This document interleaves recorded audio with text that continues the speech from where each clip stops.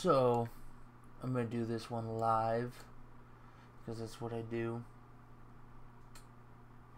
So this is another episode. I did one video. Hey, what's up, Holden? I've done one video like this, just regular video.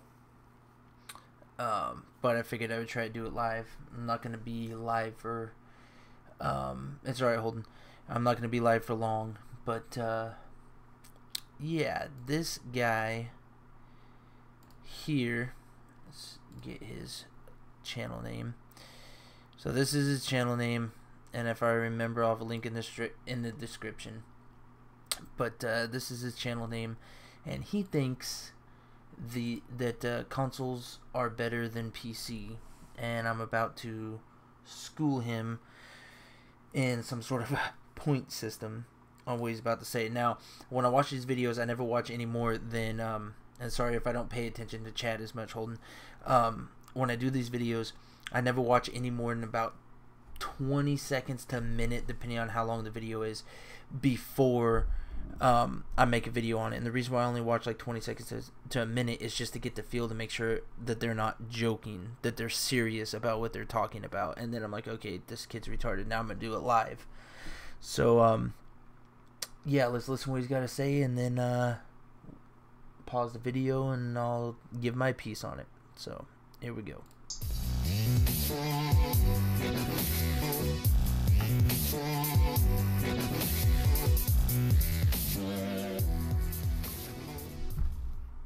Subscribe, please.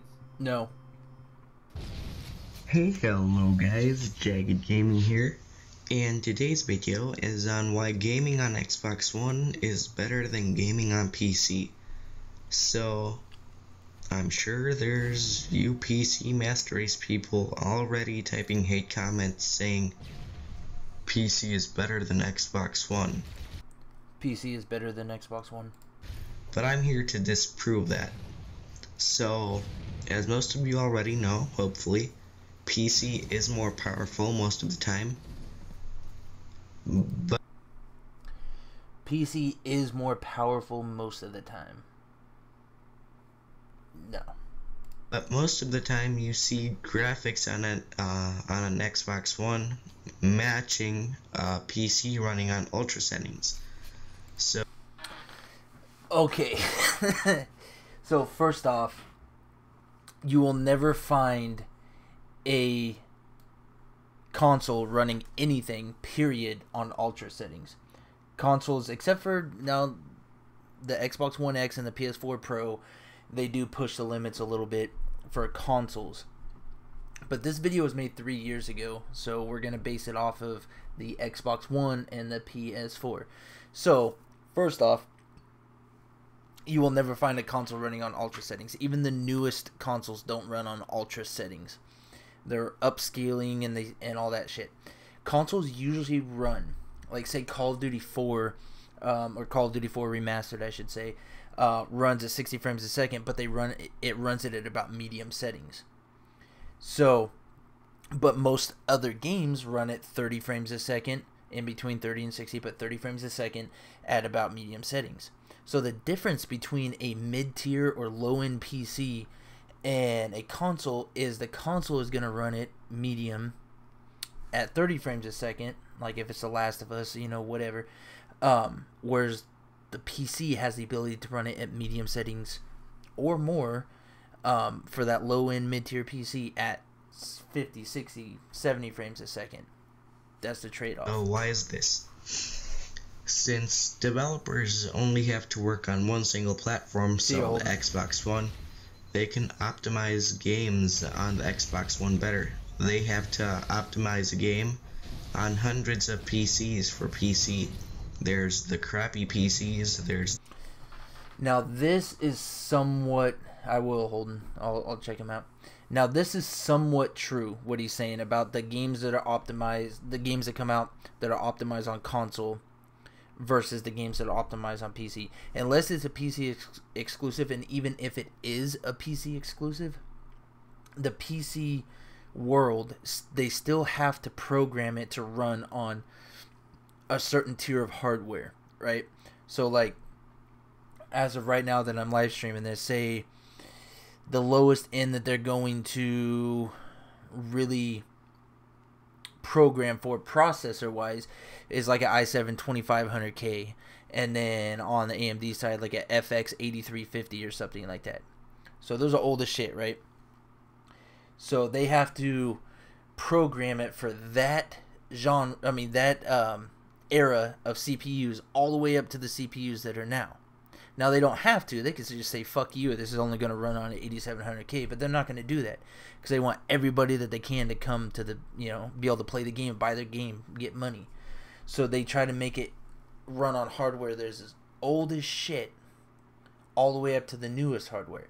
So that in itself holds back people who have, a little bit higher end hardware, because if they were to program it for a shorter span of the processors and graphics cards and stuff, a shorter span, and keep it within like 2 generations, then the people who have the extreme high stuff could run that game fucking extreme amounts. But because they have to draw back and run it on that low end hardware, the people who have the extremely high end stuff, they can make the game look a lot better, but it's more about frame rates after that versus visuals. Because there's only so much you can do visually with the game, even with the highest end hardware running on ultra with everything turned on, because they have to program for that lower tier stuff as well. So some of what he's saying right there is true, but let's finish out what he's saying. The super expensive gaming PCs, there's the mid-high end PCs. So the developers have to make the game work on all of those PCs, which makes the engine need a lot more horsepower to run. So you're going to need more power to run those PC games, since they need to be optimized for all those PCs. However, Now that is not true. What he is saying is, because they optimize games for lower end hardware, that if you want to run the game at great settings, you have to have the newest, latest tech. That is not true. I myself, I know this is the latest gen graphics card, but I myself have a Ryzen 5 1600 and GTX 1060. And this was when all the prices were normal and there wasn't any fucking crypto mining shit going on. But I run almost every game I play. I run Witcher at ultra settings. Yeah, I get 50 to 70 frames a second, but it runs smooth as shit. I run all my games that I have over 200 games. I can play it over ultra settings, no problem, with the sacrifice of getting 60 or a little bit below. But just drop those settings a little bit and you're fine. So the whole argument about, and my buddy who I play games with on a daily basis and talk to, he runs my old card, which is a GTX 960 4GB. Now my card is like 3 or 4 times the card. The generation jump was immense. In other words, my GTX 1060 6GB is basically a 980.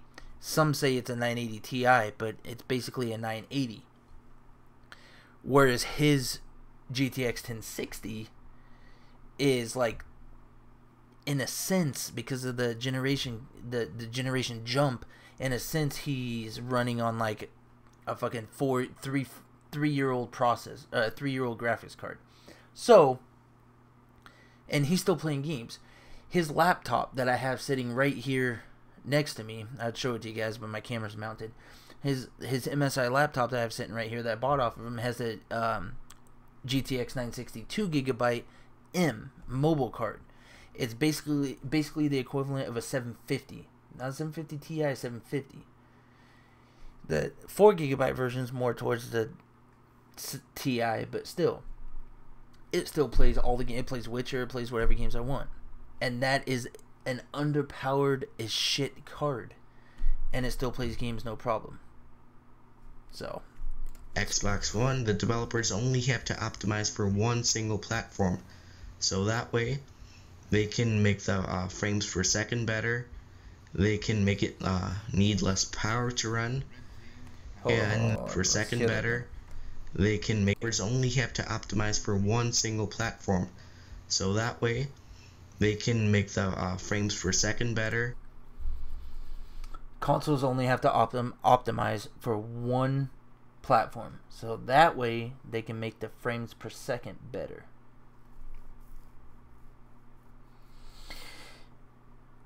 On consoles, most to all games, consoles nowadays. Now, mind you, the PS2 days, there were shit ton of games that ran at 60 FPS. It was just like standard. There's 60 FPS games galore.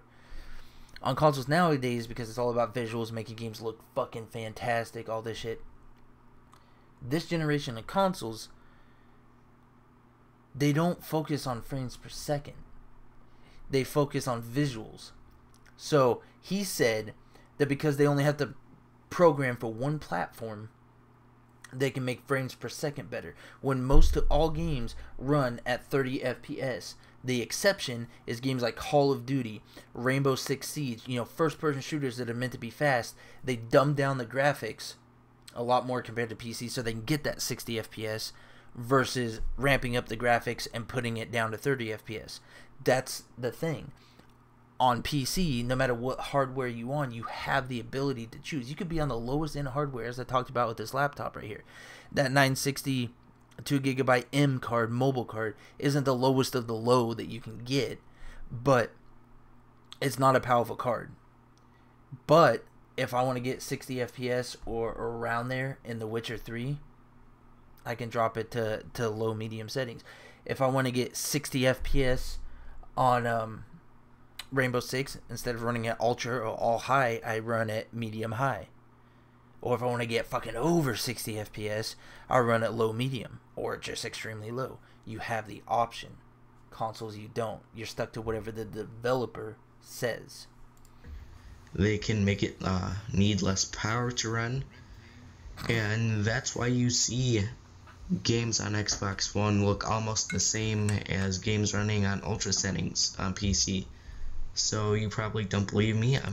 That right there, that statement right there, you see games on Xbox running the same as PC on ultra settings, not frames per second, that's for damn sure. But that's because of upscaling. That's because when you run a game on ultra settings at 1080p or 4K, it's doing it legit.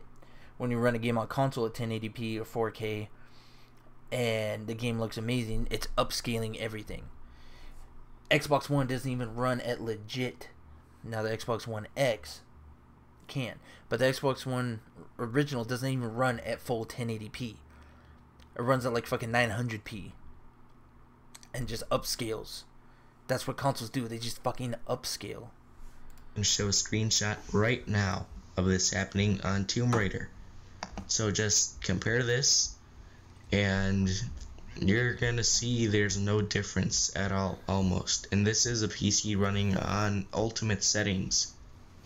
So as you can see, the Xbox One looks almost identical to PC. And you might be... Okay, you showed that screenshot really quick. So this is the Xbox One. This is the PC. Now the Xbox One looks a little bit darker, and I don't know. I kind of like the darker look, but that's the thing with this thing with screenshots, right? With screenshots, you can't prove anything. Anything can be done with screenshots, and just because you took one frame from the game, you can't prove anything, like how the rest of the game works, how the rest of the game runs, how the rest of the game does anything. So, first off, with this one over here, this one looks lighter and stuff like that. That's all done with brightness. I mean, come on. But this one looks lighter and I guess you can say a little bit more realistic. The fog in the background and stuff like that. The Xbox One is a little bit darker, but I do think that the greens and stuff like that, the colors pop a little bit more.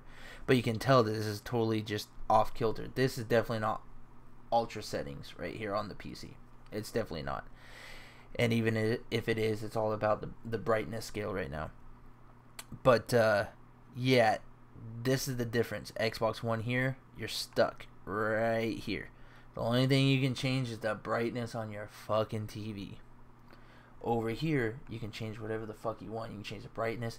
You can change the anti-aliasing. You can change the fucking ambient occlusion. You can change fucking anything. Anything over here to make it what you want. If you want to run at ultra settings and get 30 frames a second, you can do that. If you want to run at high settings or medium settings, or high settings get 60 frames a second, you can do that. Medium settings get fucking well over 60 frames, you can do that. This, it's 30, and it looks like this. This is not actually bad looking, but like I said, these are screenshots. One frame from the game does not mean that when I take my joystick on the Xbox One and turn it extremely fast and see all the blurriness and the fuckery compared to the PC where I have it cranked up and I wiggle my mouse really fucking hard and everything's smooth on it, it doesn't showcase that. It's just showing colors. This is upscaling at its finest, and this is someone who's probably running a mid-tier PC trying to play it higher ultra, if that, and I don't know the settings of this person's PC. So. And you might be saying, oh no, PC, look, this speck of dirt isn't on Xbox One. Please consider this is a PC with a 770 that costs, I think, about $1,200 to make, while the Xbox One costs a 770. I honestly, I built quite a few computers and I'm pretty up on this. I'm going to check something. So, 770 MSRP. Let's see if it even exists. It does. So, let's see what the MSRP of this is. He said, what did he say over here, guys? $200 to make. That costs, I think, about $1,200 to make. He said a 770. I know the 770 card now that I'm looking at it. He says a 770 costs $1,200 to make.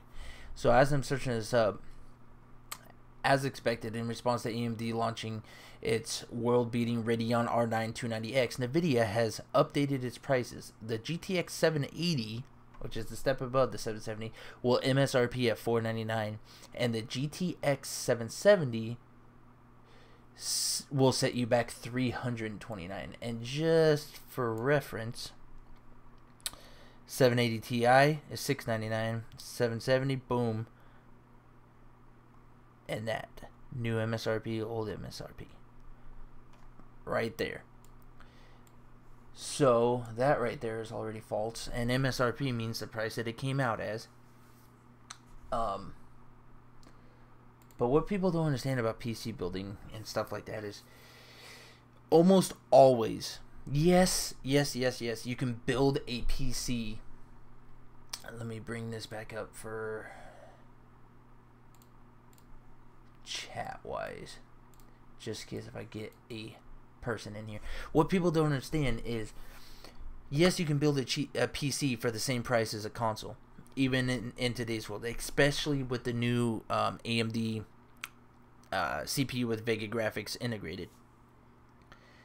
That chip does amazing, but for low-end gaming and mid-tier gaming, console-style gaming. But although you can build a PC for the same price as a console, generally, if you want a better experience than console, it's going to cost you a little bit more. I always say it's going to be in between $700 to $1,200 to get a PC that's going to last you a while and going to be a step above consoles. Now, and not in today's market, of course, because today's market is fucked for anyone getting into PC gaming. Completely fucked. RAM prices, GPU prices, fucked. But the thing that people don't realize is on a console, and I get Xbox One, PS4, it does Netflix, it does Amazon, it does Hulu, it can web browse or whatever. Actually, I don't even know if the PS4 can web browse. I know the PS3 could. I haven't actually tried on PS4. But anyways, say it can web browse, it can do all that. When you're purchasing a PC, even if you're just purchasing it for gaming, realize you are not just going to be using that PC for gaming. It is a PC. It's a personal computer. You can do whatever the fuck you want with it. If you want to fucking start hacking shit, you can start hacking shit. You want to download Linux and become invisible and start doing whatever the fuck you want, you can do whatever. You want to download Tor and surf the dark web and the dark net, you can do that. You want to fucking make videos and create content like what I'm doing here, even though right now I'm just streaming and consoles can do that. But you want to make content, you want to have editing software, you want to learn shit. You want to fucking go online and pay your bills. You want to fucking search up some porn to jack off to. You have that ability to do anything. It is a PC. You can do with it as you please. Whereas a console, you're locked to whatever the manufacturers say you can do at any given time. Whereas on a PC, you can literally do whatever you want. Even if Microsoft Windows says, oh, you can't do this, you can't do that, we're taking this out, we're taking this out, oh, you can't even visit this site, blah, blah, blah. Fucking uninstall Windows and put on Linux. Fucking uninstall Linux and put on fucking... There's so many other not web browsers, operating systems that you can do whatever the fuck you want with. They're open source, and even the ones that aren't open source are more free than Microsoft Windows is now. But as for the most part, even with Windows, install it, boom, you can do whatever the fuck you want. Consoles, you can't. So yes, you're going to be paying a little bit more for a PC, but it's going to do whatever the fuck you want. And if you don't give a shit about that, then stick with console. I'm not one of those PC elites. I have a PS4 right here. I was actually just playing Rainbow Six Siege on PS4, you know. Even though I have a shit ton more hours clocked into it on PC. I have an Xbox One. I have all this shit. I'm not one of those elitist assholes. But I'm just saying, facts are facts. Don't fucking... Like, I already gave this guy props for the whole... scaling for PC optimization. He was right about that. Doesn't really affect much. He gave no points on what it affected. I did, but it still doesn't affect much. Still, when you have a PC that has top-end hardware, you're going to blow everything out of the water. You have a PC that has mid-tier hardware, you're still going to blow everything out of the water. I can play Rainbow Six, Overwatch, whatever on my 1060 on 4K, non-upscaling, at 60 frames a second, like it's nothing. I can play The Witcher 3 on 4K at around 50 to 63, I think I get, frames a second. Now, I don't know. It's annoying. Alright, let's go. This is a 5-minute video, and we've been streaming for how long? 23 minutes. I'm sorry. But that's what this is about. Me giving my opinions on whatever the fuck these people say. While the Xbox One costs $350, the Xbox One is 1/3 the price, and yet the graphics look almost identical. So what does that tell you? Almost that tells identical. you that the graphics on PC aren't that different from the graphics on an Xbox One. And yet you're still paying an extra $700 to play on PC. I just find that kind. You're still paying extra $700 to play on PC. Where's this kid's... Okay, I'm taking off my glasses because shit's getting real. So, you're still paying an extra $700 to play on PC from the $350 price of Xbox One. Now, mind you, as of right now, that could be a thing because of crypto mining and the price skyrocketing. But this video was made 2015. So I don't want to hear any of that shit. And even now with AMD releasing the chip with the CPU with the Vega graphics in it, it can keep up with the old generation consoles, the Xbox One and the PS4 before the Pro and before the X. So, anyways, let's back it up a little bit. And yet you're still paying an extra $700 to play on PC. I just find that kind of dumb. But on to the next point. We've all heard the PC Master Race people say games on Steam are less expensive than an Xbox One. So, this is true as of now, but this is changing very quickly. So as more people buy Xbox Ones and there are more digital sales on Xbox One, more sales are going to happen more often. And even now, sales on Xbox One are almost equivalent in price to sales on Steam. For example, Murdered Soul Suspect went on sale on Steam about a week ago for $20, and I think it was about a month ago, it was on sale on Xbox One for $25. That's a $5 difference. And if you're saying, oh, Okay, hang on. and if you're saying, oh, $5, So, it went on sale on Steam for $20. It went on sale on Xbox One for $25. That's a $5 difference right there. That's what the PC Master Race. That's what the PC people are saying. Every time a game goes on sale, it's usually always cheaper on Steam. And if you're a person that purchases a lot of games like I do, I have over 200 games on Steam. I have a shit ton of games on Origin. I have some games on Uplay. I have some games that I bought from Green Man Gaming that are sourced to Origin or Steam or whatever. You're gonna save a lot of money. I mean, let's just do some live fucking, never mind, I don't have my shit. But just think of $5. I can't do math, you guys. I'm just saying I have been drinking. So, and that's not the first bottle. There's this bottle. So,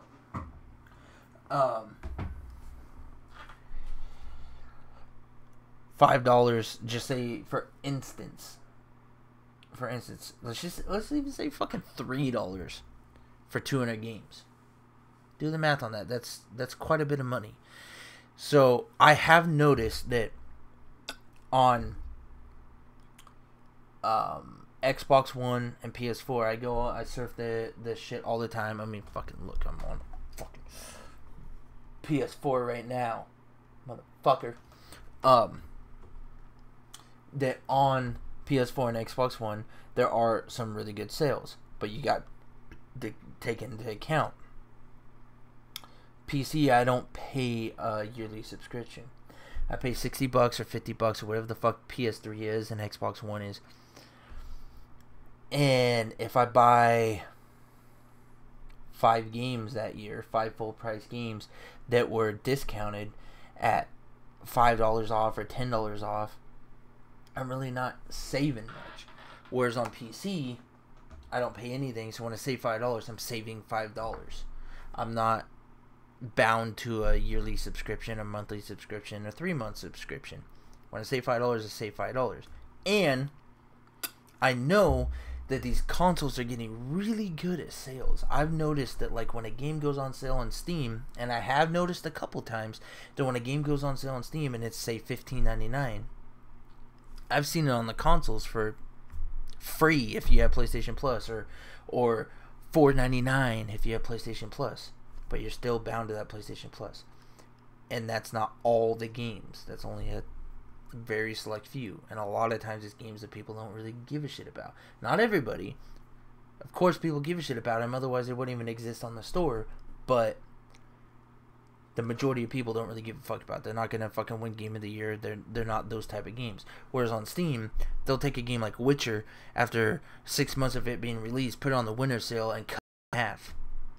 That's something that you won't see on console, unless it says you have PlayStation. If you have PlayStation Plus, or if you have Xbox Live, and even then, it most likely won't be on half. The game came out in 2015, and they're just now cutting it down to $29.99 for the Game of the Year edition, and $19.99 for the regular edition if you have Xbox Live and PlayStation Plus. Where Steam has been doing that since the fucking get-go. That's the difference. So, I give credit to the consoles for really stepping up their game on the digital content when it comes to selling games at a cheaper price. But the computer's always going to have it beat, dude. It's always going to have it beat. Is a lot.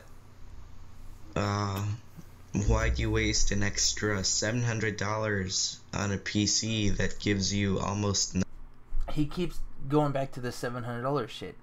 He said at the beginning of the video that they optimized the games for hardware from very low end specs all the way up to high end specs. So that means that someone with a very low spec computer, sometimes with even just Intel integrated graphics, which fucking sucks by the way, AMD integrated graphics blows Intel's out of the water. The only thing Intel has over AMD at this moment right now is clock speeds and instructions per clock, so faster single thread speeds.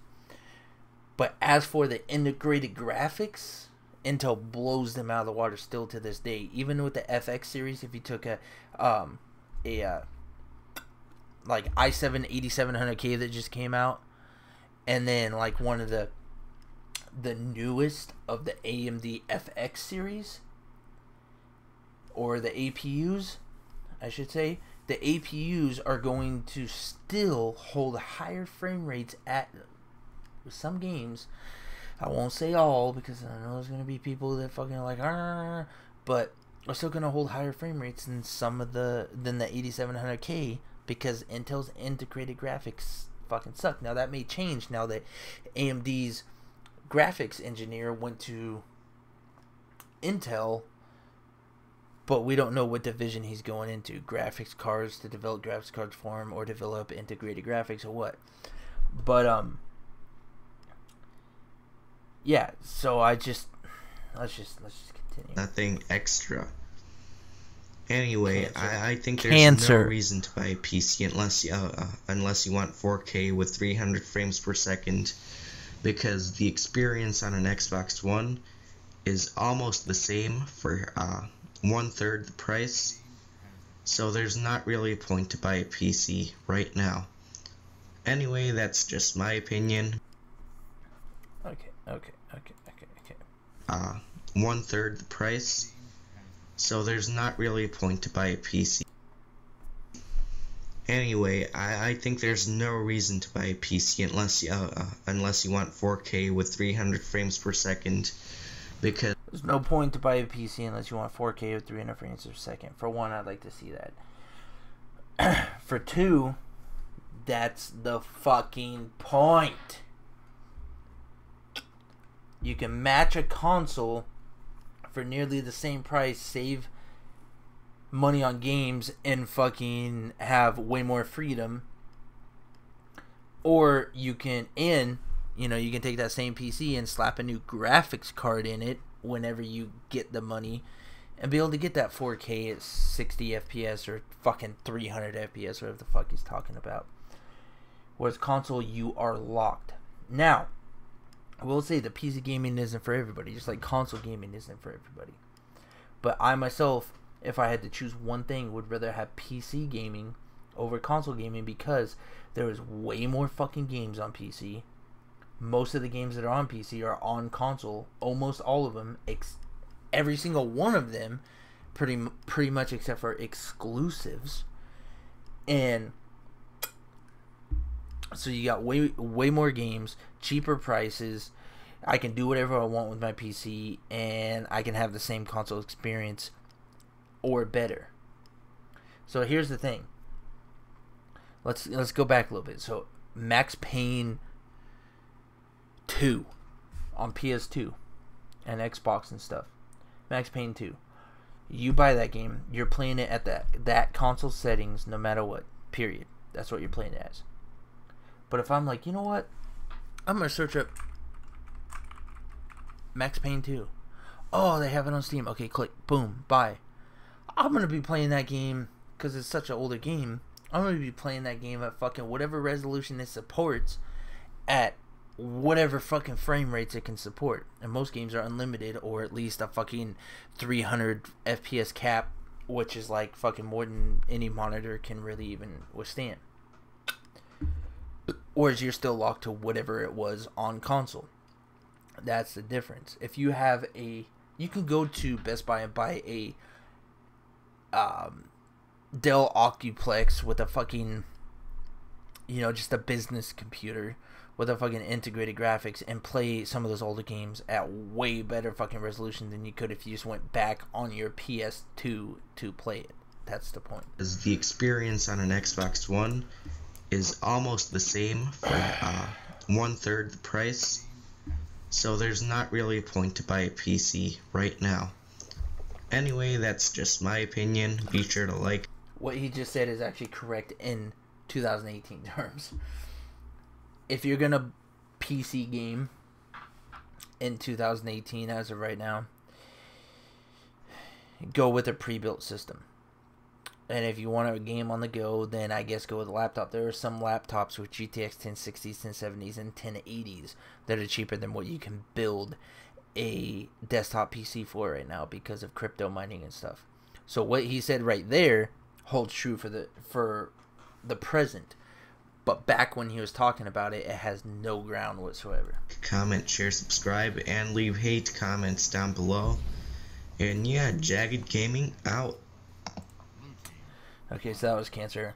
I noticed when I clicked on this video to watch it that one of the people that I am very fond of, was very fond of, I don't watch him too much anymore because he doesn't really do too much on YouTube. He does more Twitch. But Top Hats and Champagne said PC is better than Xbox One because at the beginning of the video he says, I know there are a lot of people that are going to leave comments saying PC is better than Xbox One.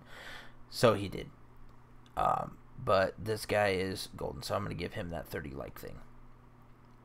But this one, I'm not even going to like or dislike. Don't go to his channel hating on it, even though I don't have any subscribers that give a fuck. But, yeah. So, what time is it? It is 2:19 a.m. So, let's see if we can find another video. This is a short one. Let's see what he has to say. Playing some Modern Warfare Remastered. What is up, guys? It's DK Logic here, back at it with another video. I hope you guys are having a wonderful day because I am. Today's topic is about consoles. In my opinion, I think consoles are better than PCs, only in certain areas. Alright, let's get started. I know I'm going to get a lot of flack for this, but I'm just going to go ahead and do it. Let's start with MOG. I know PC holds a crown for competitive gaming, but we are overlooking a very large part of the gaming community. The COD and Halo franchises are still there, and in my opinion, I think they started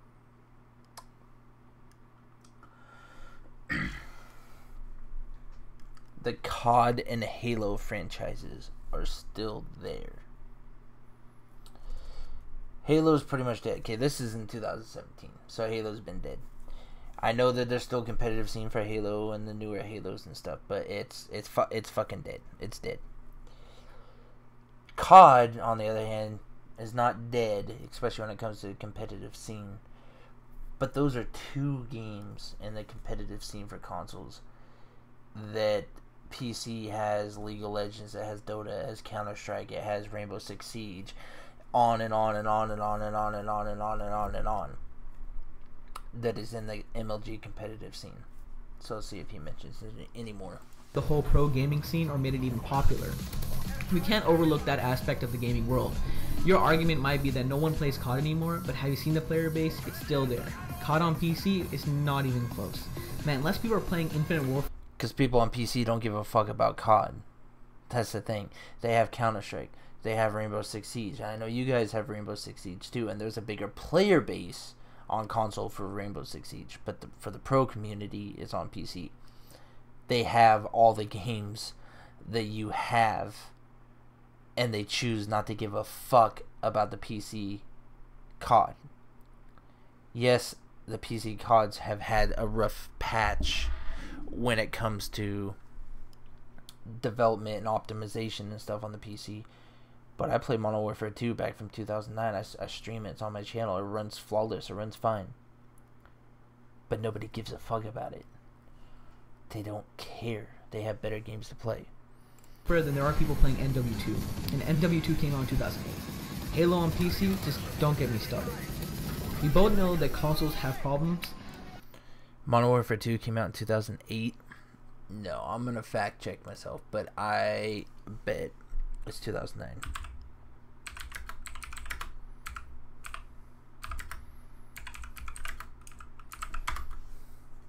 Yeah, November 10th, 2009, so basically 2010 is when it came out. And here is the thing for it right there. So that's a thing. But I'm not here to argue with you about that, and I'm not going to talk about it. Another big point is the low entry fee in Warfare. Then there are people playing MW2, and MW2 came out in 2008. Halo on PC, just don't get me started. We both know that consoles have problems, but I'm not here to argue with you about that, and I'm not going to talk about it. I'm not here to argue with you about the console problems. I'm not here to talk about the console problems, because the console problems are fucking immense. And I don't want to get into that. I just want to showcase the legitimate problems with PC and make this a completely one-sided biased video. That's basically what he's saying. Another big point is the low entry fee into the YouTube gaming area or streaming in general. Yes, I know you can record with Shadowplay, but there are limitations to that. You need to have a decent PC first of all. Now I know what he's going to say here, and what he's about to say actually is true. On my PS4 right here, I can hit the share button, and I can hit the share button and stream in 720p 60 FPS, and PlayStation Network does all the work. And I can add a camera via USB to my PlayStation and add a mic. PlayStation Network does all the work. Boom, I can stream. Whereas on a PC, everything when it comes to streaming is done through the hardware of the PC. So if you don't have the hardware, it's not going to work. So even with Shadowplay, OBS, whatever, if you're rocking an i5 6400 or 6500, whatever, 4-core, 4 threads, and you're playing one of the newer games and trying to stream and do all this at the same time, it's going to bog down. So that is true. But that can be easily fixed by someone who has a PC, a gaming PC, and then just a regular old fucking whatever PC, like I mentioned my laptop earlier, a regular old PC, or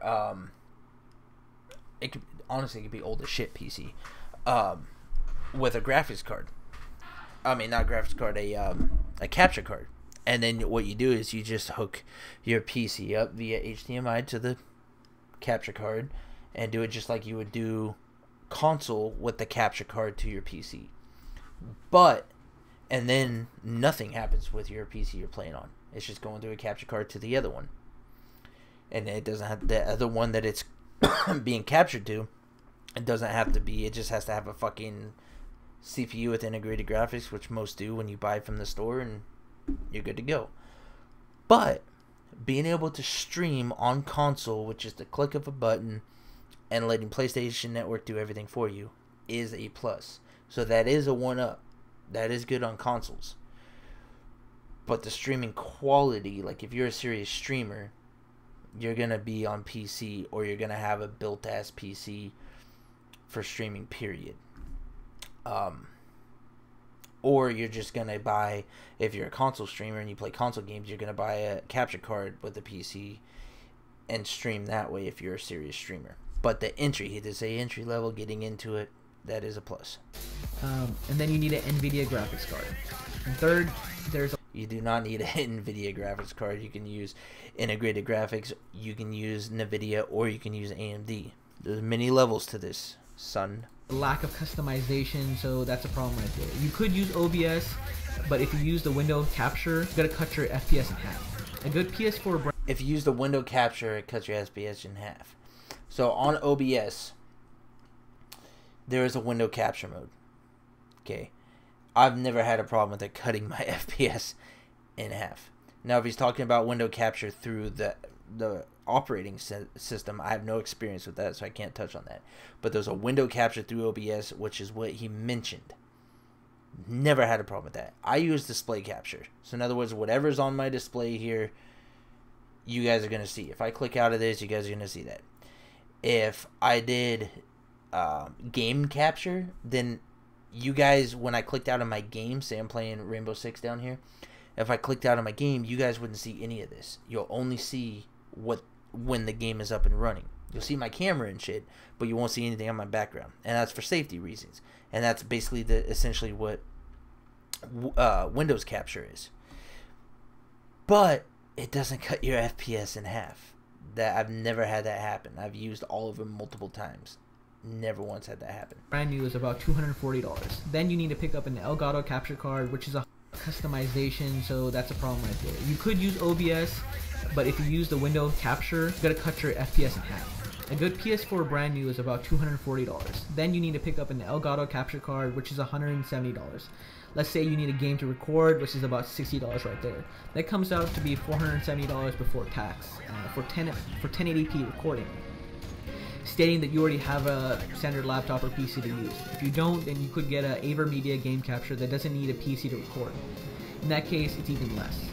You might argue that building a powerful PC might help you edit videos, but I'm talking about low-end YouTube and streaming, so nothing too fancy. Again, there are a lot of downfalls, but a person who has talent and has a dream to be on YouTube might be strapped on cash. He or she might already have a console, which a lot of people do, so they just need to pick up a game. Okay, so now he's getting into the territory of people who have a dream to be on YouTube. I have a dream. What is your dream? To have a dream. If they have a dream to be on YouTube and they're strapped for cash, dude, if you're a teenager, if you're someone who has a job but it's just barely skating by, but you want to have a gaming platform to come home to, relax, release some stress, get into your own world, play before you got to go to work or do whatever activities, and you're strapped for cash, we've all been there. Get a console. Depending on the type of games you like to play. If you want to play any game that comes out and you're like, oh dude, have you played that game? Yeah, I'm gonna go buy that tonight. Get a console. But if you like playing certain style games and you want to get a low-end PC and then eventually slowly upgrade it, then get a PC. Like I said, I have nothing against consoles, but you need to figure out what your priorities are and what type of games you like to play. But there's nothing wrong with consoles. I just hate it when people spit false or alternative facts about PC versus console. Has a dream to be on YouTube might be strapped on cash. He or she might already have a console, which a lot of people do, so they just need to pick up a game, an Elgato capture card, or any kind of capture card. I know these are narrow circumstances, but some people might meet these circumstances. I personally own both a PS4 and a gaming PC. I personally recommend a PC, but if you meet one of these things I stated above, or something in that vicinity, then you could get a console. I'm not here to use that BS console exclusive stuff or the PC graphic situation. I'm going off my personal experiences, as I was once in this tight spot. I want to thank you guys for the support you've given me in the last... Okay, so that last part was pretty solid of him, providing it's true. He was once in that tight spot, blah blah blah blah blah, and he owns both and he prefers PC gaming, but if you're in that tight spot, go with console. That's 100% true. But it's not just for the fact that if you're in a tight spot, you should go with console. Even if you're not in a tight spot, if you just prefer, if you're a casual gamer that just wants to play Red Dead Redemption when it comes out because everybody's talking about it, or you want to play the newest latest games, the new Last of Us, whatever, just because everybody's talking about it at work or whatever, then console's your thing. But if you're wanting to play a vast majority of games, and you're wanting to play them cheap, and you're wanting to play them better, and you're wanting to be able to do a lot more, because it's a PC, then go with PC. But if you're just here to game, you don't care about graphics, you don't care about FPS, and you just want to play the games that all your friends are playing on the platform they're playing it on, get a console. As I've said, I own a PS4. I own an Xbox One. I own all the consoles previous to that, all the way back to the Atari. But even though I own all those consoles, I'd rather own a PC. And you know why? Because besides exclusives, which are bullshit, and all they are is to sell consoles, besides exclusives, every game that's on this console I can get on my PC. Besides exclusives, every game that's on the Xbox console, which I have a knockoff brand remote here, every game that's on the Xbox console, I can get on the PC. Every game, all the way dating back to almost the Atari, if I want to, I can get on the PC. That's the reason for PC gaming. That's why I got into it. I can come home, I can sit down, I can have one monitor, one system that does everything, including what I'm doing now, to play any game I want at any given time, versus having to say, oh, you know what, I want to play fucking Frogger on the Atari. Let's hook up the Atari. Let's go dig it out. Oh, you know what, I want to play fucking Scarface on the PS2. Let's dig out the PS2. Let's go hook it up. Because there's no backwards compatibility like there should be, I can get all these games on here besides exclusives. Most PC gamers that have a console, it's for exclusives, or because they still have a shit ton of friends or family or whatever that they like to game with that are on consoles.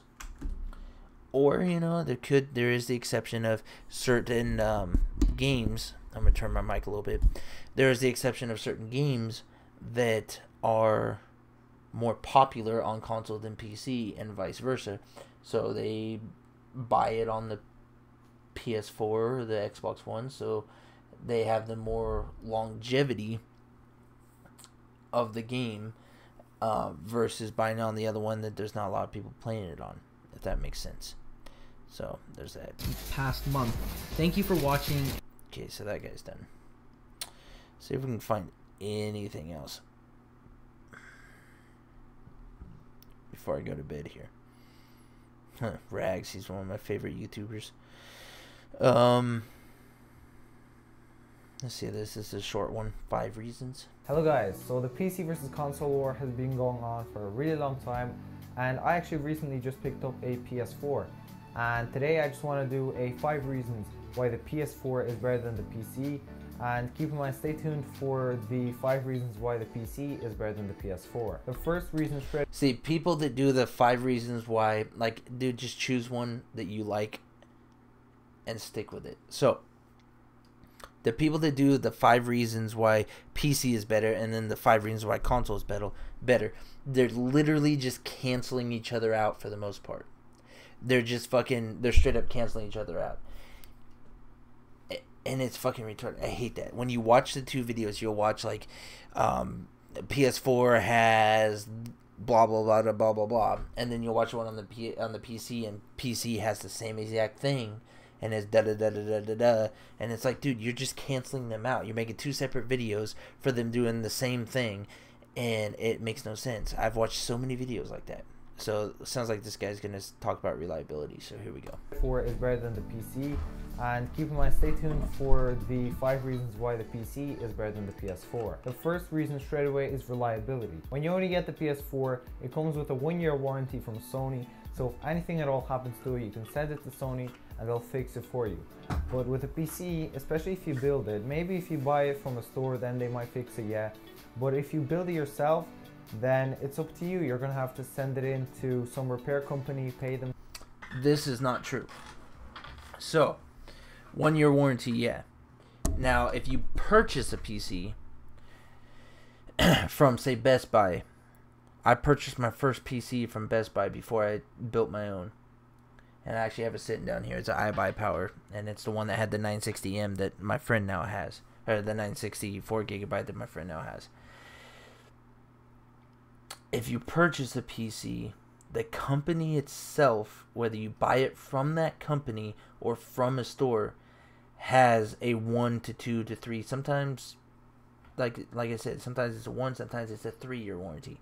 Then the store itself, like Best Buy, offered a 2-year warranty or a 3-year warranty or whatever amount of money I wanted to pay for a warranty on it. But it came standard with a 1-year warranty through the store, and then, like anywhere, depending on the PC that you buy, a 1 to 3-year warranty through the company that made the PC.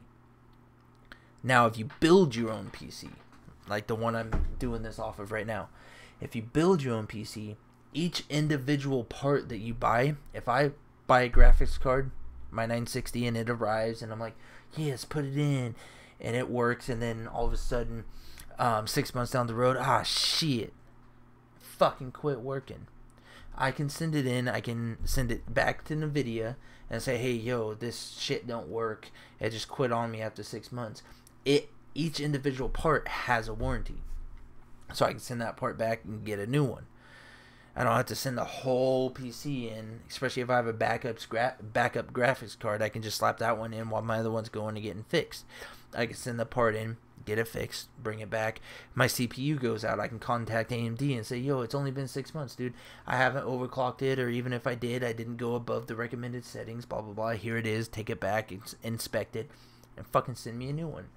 Each individual part has a warranty. So, it is your job to troubleshoot. When you build a PC, it's your job to troubleshoot what the problem is, figure it out, and then send that part back to the person who made it and wait for them to send you another part. And yes, that can be a hassle, but I'm still getting my shit fixed. Whereas a PlayStation, you're sending the whole PlayStation back to get fixed, and they'll send it back to you, within a couple weeks, a month time. I actually had to do that with the PS2 when I first bought it. I got it in 2001. Early 2001, and I had it till like 2003, and the disc tray quit wanting to come out, and it didn't want to read any discs that were the blue discs, only the silver ones. So we had to send it back and replace it. They sent, and then they sent it back to us, and then after a while it didn't want to read any discs, so we had to send it back. They sent it back, blah blah blah blah blah. Everything that you buy has some sort of a warranty. And if you're smart, and it's your first time doing something, and you're like, shit, I don't know, you're going to get warranties on things regardless. So that right there is automatically a not true thing. Because yes, it has a 1-year warranty or whatever. But even if I build a PC, each of my individual parts are going to have some sort of warranty to get fixed. Some money or fix it yourself. So that is a hassle that most people just don't want to deal with. So reliability is definitely going to be on the list. So the next reason is going to be the life. So for one, he talked about reliability. Having a warranty on something to get fixed and be brought back has nothing to do with the reliability. I'm telling you guys, I'm a little drunk, but I'm still sharp as a fucking fox. What does the fox say? Ow, ow, ow, ow,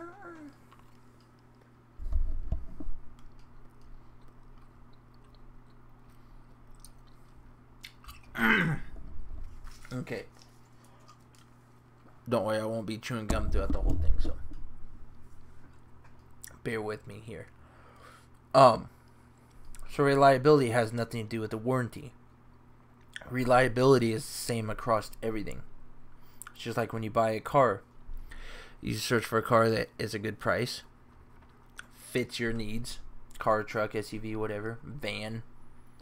Fucking go-kart. You search for something that fits your needs, that you like, and that you're willing to drive, and is also reliable. Cars, trucks, whatever, based on price and condition and reliability, that's what they're based off of for price-wise. Is reliability, condition, stuff like that, miles, all that. If someone says Chevy's more reliable than Ford, which is not fucking true, Ford all the way, but if Chevy's more reliable than Ford, and it ends up being a fact that Chevy is more reliable than Ford, you're gonna go with the Chevy over the Ford. Now, that's like, say if they say the Chevy Volt, reliable as fuck. That doesn't mean that when you go buy a Chevy Volt brand new, that the warranty that comes with that Chevy Volt that you bought brand new makes it reliable. That means that the car itself is going to run to 300,000 miles before you ever have a fucking problem with it that is anything more than a typical tune-up or maintenance. That doesn't mean, oh, I bought the biggest piece of shit car in the world that has the most problems, but it has a 7-year warranty, so it's the most reliable. Nah, bitch. If that thing breaks down while you're going down the road after you bought it, the shit ain't reliable, no matter what warranty you got on it.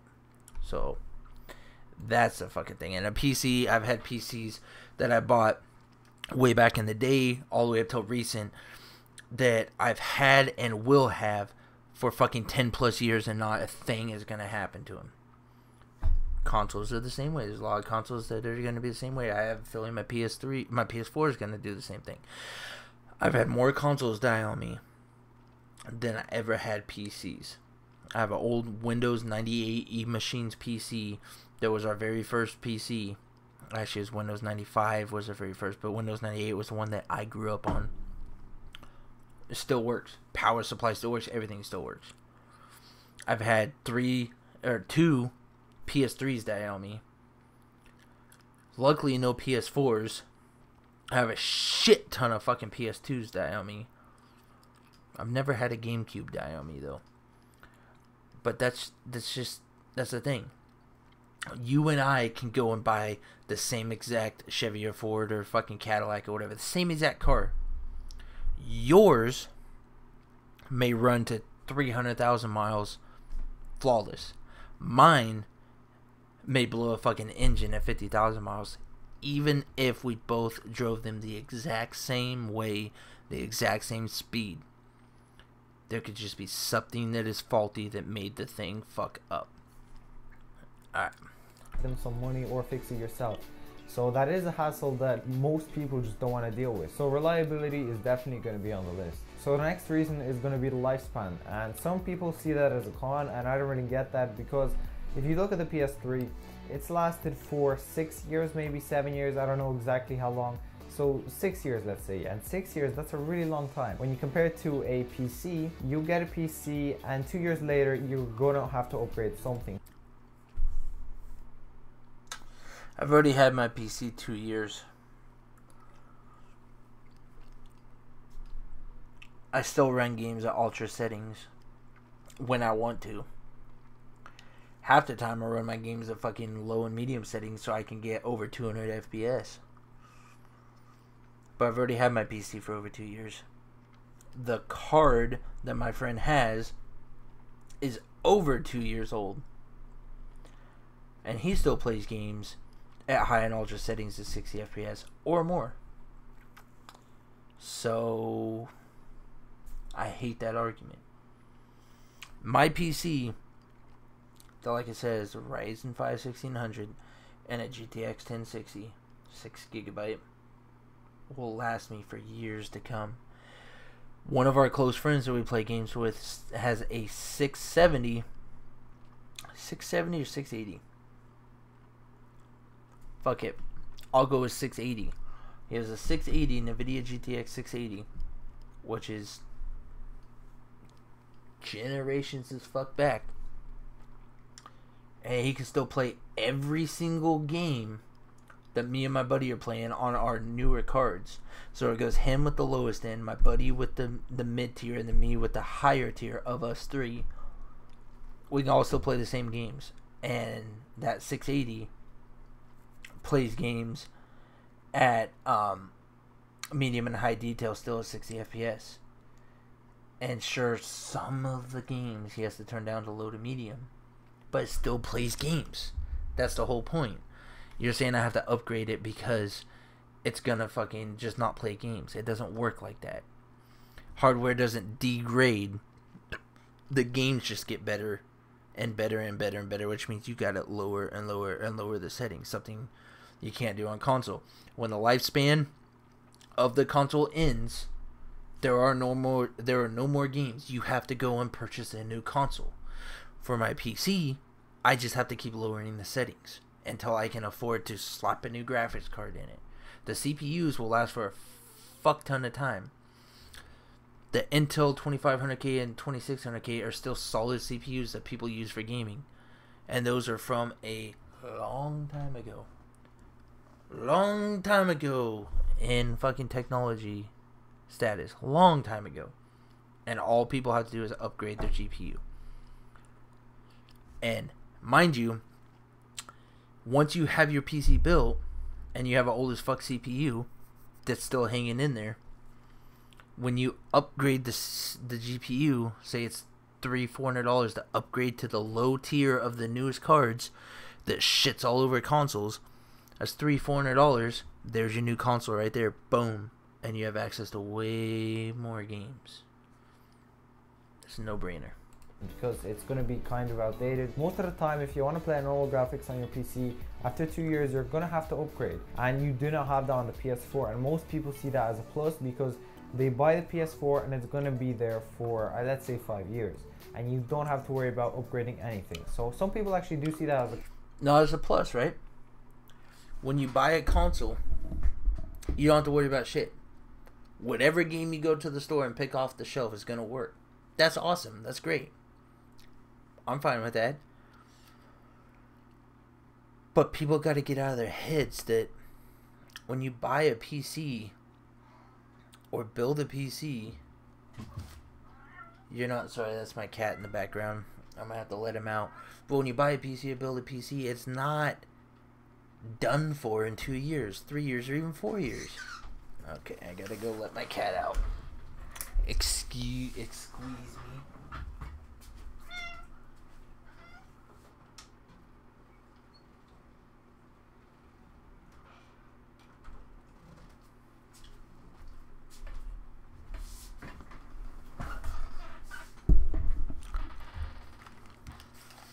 But yeah, when you buy a PC, it's not done in 2 years, 3 years, even 4 years. It's already been proven many times over. There's PCs that were built in fucking 2007 and 2000, even 2006 that still play modern games. Sure, not the most prettiest, but they still play them. And guess what? My PC right here, right now, when your consoles are done for and you have to purchase a new console, when that generation of consoles games come out, my PC is still going to be playing them. So that investment that I made, say it's $1,200, will last me 2, sometimes 3 console generations. And I'm still going to be able to play games. And then once, like I said, once I get a little bit of money, if I want better graphics to keep up with everything, get a little bit of money, slap a new graphics card in there, and it's still going to play games amazingly. And even better than consoles. And then if I want even better performance, then later on down the road, I switch the platform out to a new CPU. That's what the options are. Because maybe they want to upgrade it and it's not customizable, but the PC is. But still, the PS4 is just more reliable in my opinion. Number 3 is a big one when it... What does he mean by reliable? I don't understand. He's not explaining what he means by reliable. Because as I said before, reliable is... You buy a shit tier car and it fucking breaks down after 20,000 miles. I buy a medium tier car and it breaks down after 100,000 miles. Like, what is his contrast of reliable? What is his meaning of reliable? Because reliable to me is how long the thing lasts before it fucking kills over and dies. And it seems like what reliable means to him is honestly whatever fits whatever the fuck he's talking about. But what it seems like to me, what reliable means to him is ease of use. That's honestly what it means, because he's talking about upgrading PC, but honestly I feel that console's more reliable. What do you mean by more reliable? I don't understand. Holy shit, fuck ass titties. Alright, back it up. And it's not customizable, but the PC is. But still, the PS4 is just more reliable in my opinion. Number 3 is a big one when it comes to the gaming experience. It's the optimization, and PS4 games and even Xbox One games are so much more optimized than PC games. And if you don't get why, it's... PS4 games and Xbox One games are not always way more optimized than PC games. PC, especially nowadays, came a long ways. The people who program for the PC take it seriously now. A lot more seriously than they did before. Now, here's the thing. all of the stuff that I said before, like my PC will still be able to play games way on the generation. I'm still going to be able to play those games that are unoptimized. And if the games are popular, especially if the multiplayer games, they're going to get optimized. There's patches and updates that come with it. Now, having said that, your game that you're playing right now, as optimized as it is still running at 30 FPS. Where my unoptimized as fuck game can run at whatever FPS I want, whatever resolution I want, whatever graphics settings I want. Do I want the lowest of the low and get the highest of the high frame rates? Or do I want the highest of the high settings to get the mediocre frame rates? That's my choice. That's the thing.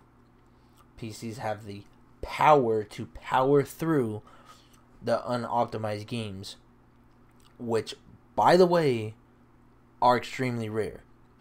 Any game that you ever see me play on my channel are going to be played on PC. I don't have a problem with any of them. I play the same ones a lot of the times when it comes to certain games on console. And the PC just smooth as butter, even when they're unoptimized.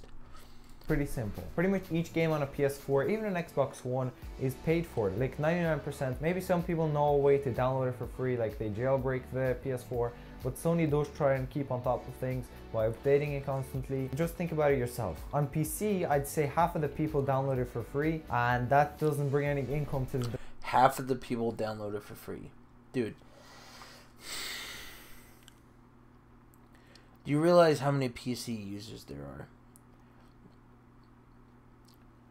You saying that half of them downloads it for free. Do you realize that just having a PC, any PC, a laptop that you do your shit on, if you want to download a game for free on PlayStation, you can do it. You can get codes and everything on PC for your PlayStation, to where when you go into the redeem code section, you type in the code that the computer tells you to give, and you have the game for free. There's so many ways and avenues and sites that just give away or give you a end all. Okay, so I had this game on PC a long time ago that I bought that was old as fuck. Back when PC wasn't very optimized as can be.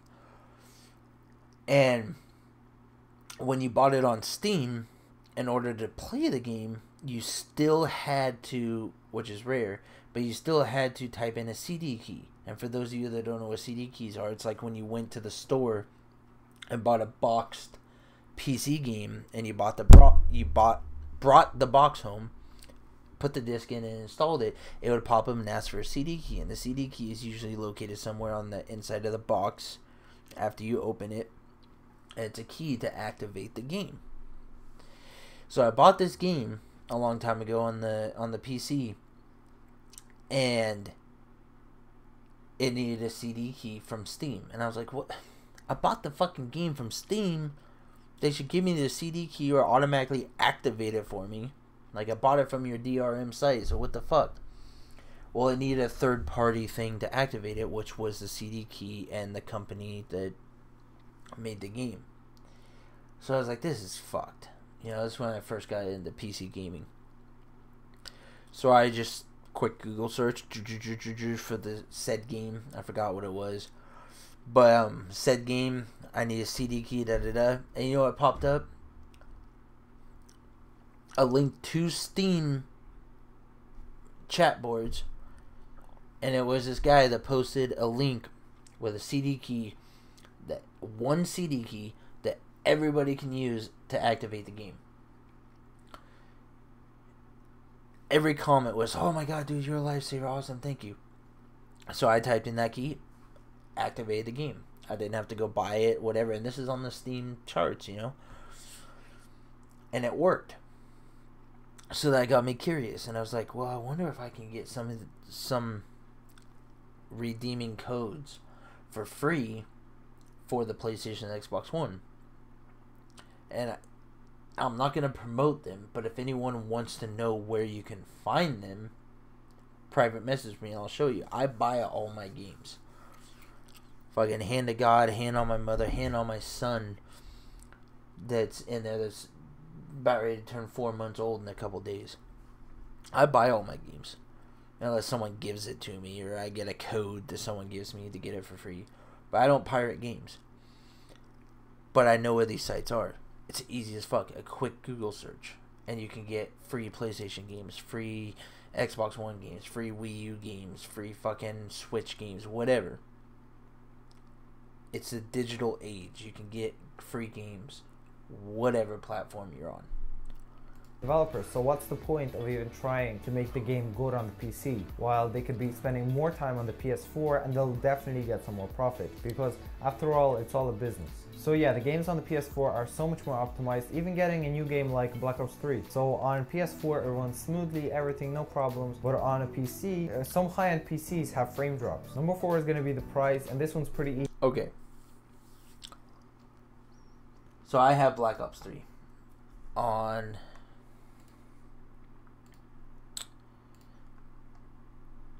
I have Black Ops 3 on the PC.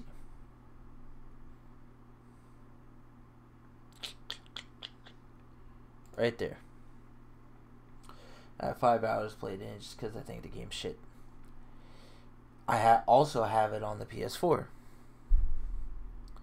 I don't notice any problems on the PC, except for the fact that I suck ass on the Call of Duty on PC, because I've always spent my Call of Duty career with a controller. I understand that when the game first came out, they're like, oh, this is the most unoptimized Call of Duty ever. A lot of people said that, at least. I don't know whether or not it's true. I didn't play it on the PC when it first came out. But that's nothing that a quick patch doesn't help. Games come out on the console all the time that are fucking trash. You can't get into a lobby. You can't do this. You can't invite your friends. You can't do this, or that. And eventually they come out with a patch and it fixes it all. That's the same on PC. Now, even Call of Duty, that is not a PC related game, like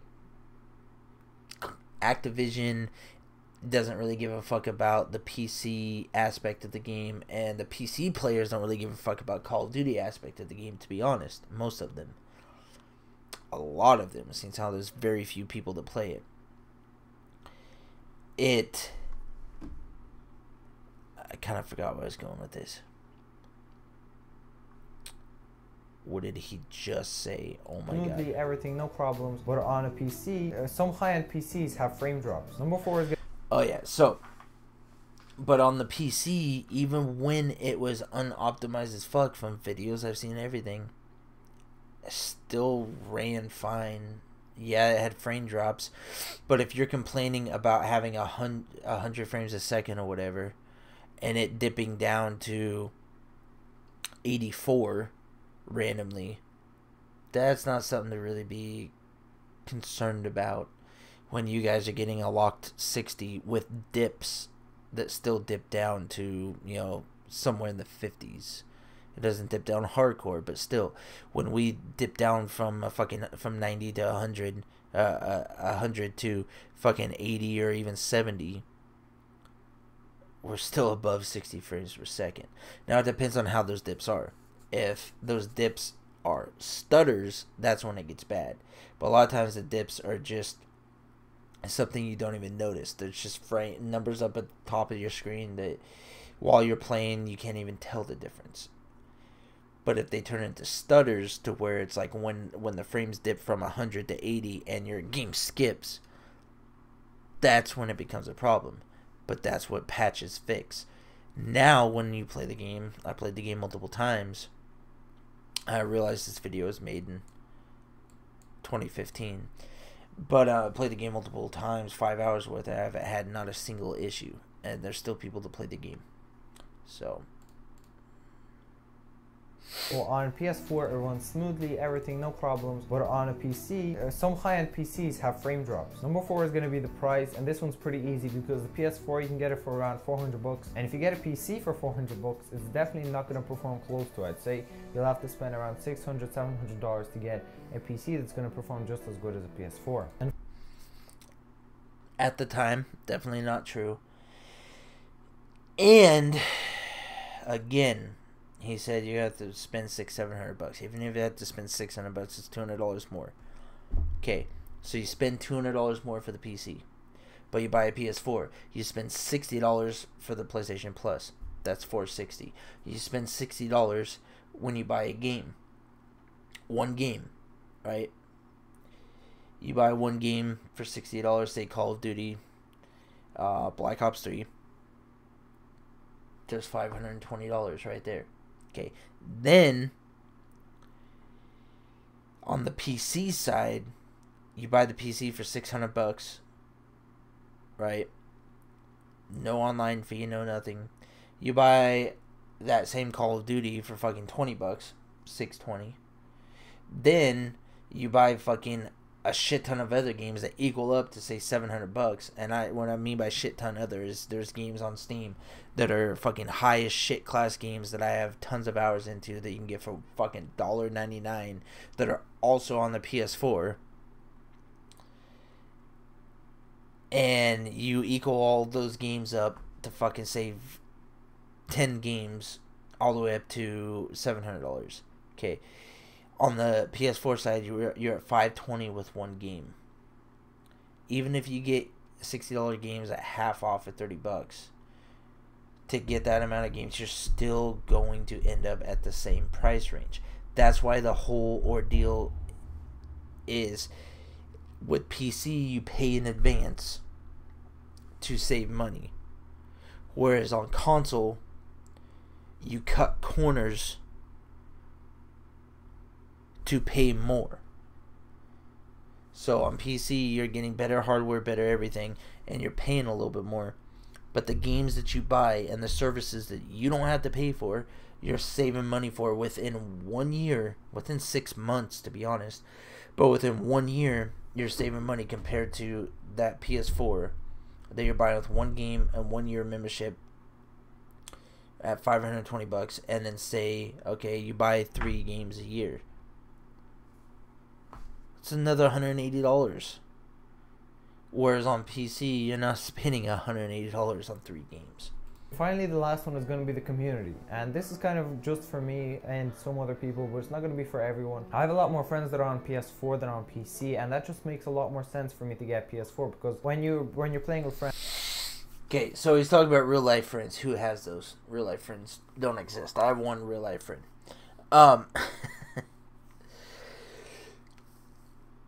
Whatever platform you're playing on, you're gonna make friends.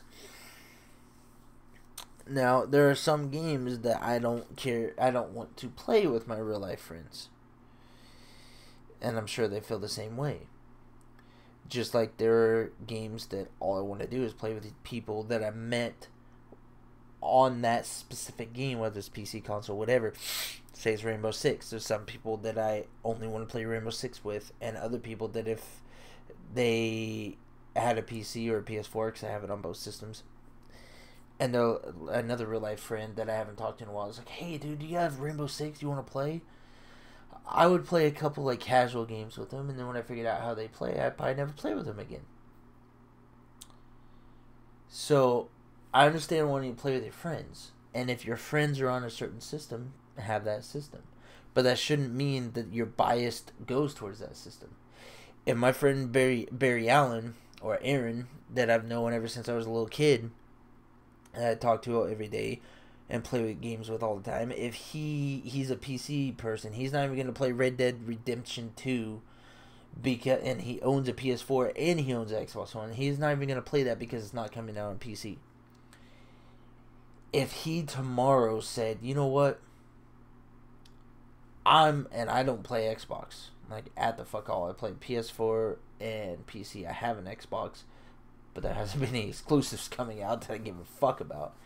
If he said tomorrow, you know what, I'm buying Red Dead Redemption 2 on the Xbox One, I buy an Xbox Live, and that's where I'm going to play it, then that's where I'd be playing the game. Because the person that I want to play the game with is playing on that console. So if your friends play the game on a certain console, that's where you go.